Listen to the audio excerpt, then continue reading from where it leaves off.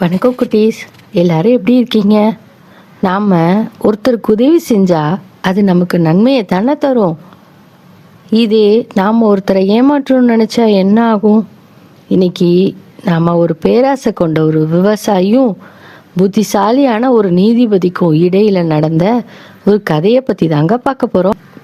கதையோட தலைப்பு பொற்கிணறு. வாங்க கதைக்குள்ளே போகலாம். ஒரு கிராமத்தில் ராமன் ஒரு ஏழை விவசாயி இருந்தான். அவனுக்கு கொஞ்சம் நிலம் இருந்துச்சு. ஆனால் அந்த பகுதியில் மழையே சுத்தமாக இல்லாததால் நிலமெல்லாம் ரொம்ப வறண்டு போயிருந்துச்சு. ராமன் ரொம்ப கவலையாக இருந்தான். அதே கிராமத்தில் முருகன்னு ஒரு பெரிய பணக்கார விவசாயி இருந்தான். அவனுக்கு ரொம்ப பெரிய கிணறு ஒன்றும் இருந்துச்சு.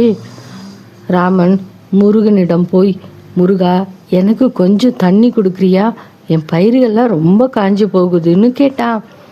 முருகன் ரொம்ப பேராசத்தனமா, நான் இந்த கிணற்றை மட்டும் உனக்கு வித்துறேன்னு சொன்னான்.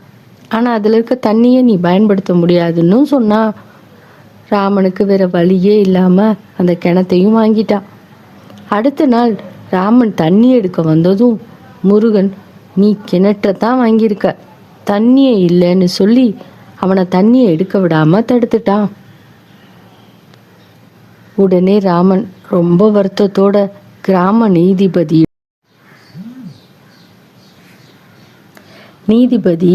2 பேர் பேச்சையும் கேட்டுட்டு முருகனை பார்த்து, நீ ராமனுக்கு கிணத்தை மட்டும்தானே வித்திருக்க, கிணற்றுக்குள்ள இருக்க தண்ணீர் இன்னும் உன்னுடைய தானே அப்படின்னு கேட்டாரு. உன்னுடைய தண்ணீரை ராமன் கிணற்றுல நீ வைப்பதற்காக தினமும் ராமனுக்கு நீ வாடகை கொடுக்கணும்னு சொல்லிட்டாரு. நீதிபதி சொன்னதை கேட்டு முருகன் பயங்கரமா ஷாக்காயிட்டான். அவன் அப்பதான் தான் தவற உணர்ந்தான். ஐயா, என்னை மன்னிச்சிருங்க, என்னோட பேராசையில நான் இப்படி செஞ்சிட்டேன்னு சொன்னான். கேட்டு ராமனிடம் மன்னிப்பு கேட்டு கிணற்றையும் அதிலிருந்த தண்ணீரையும் அவனுக்கே கொடுத்துட்டான். குட்டீஸ், இந்த கதையிலேருந்து நாம் என்ன கற்றுக்கிட்டோம்?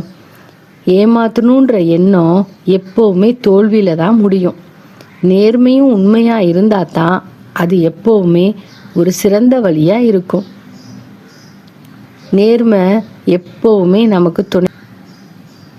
ஏமாற்றணும்னு நினச்ச முருகன் எப்படி பெரிய ஒரு சிக்கலில் மாட்டிக்கிட்டான் பார்த்தீங்கல்ல. இந்த கதை உங்களுக்கு கண்டிப்பாக பிடிச்சிருக்கும்னு நினைக்கிறேன். உங்கள் நண்பர்களோட ஷேர் பண்ணிக்கோங்க. மறக்காமல் நம்ம சேனலையும் சப்ஸ்கிரைப் பண்ணுங்கள்.